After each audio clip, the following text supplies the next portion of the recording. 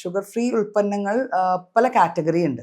No calorie sugar free products, പിന്നെ low calorie, ഇതിപ്പോൾ no ആയിരുന്നെങ്കിൽ ലോ കാലറി, അത് ഓർഗാനിക് പ്രോഡക്ട്സ് തന്നെ ഒരു കുറേ റേഞ്ച് ഓഫ് പ്രോഡക്ട്സ് നമ്മൾ പറയാറുണ്ട്. ചില ഫ്രൂട്ട്സിന്റെ ജ്യൂസ് ഉണ്ട്, ചില സ്റ്റീവിയ പോലത്തെ ചില ലീവ്സിന്റെ എക്സ്ട്രാക്ട്സ് ഉണ്ട്. ഇവയെല്ലാം ലോ കാലറി ആണ് ആൻഡ് ഷുഗർ കൺട്രോൾ ചെയ്യാൻ ഹെൽപ്പ് ചെയ്യുന്നു എന്ന് പറയുന്നു.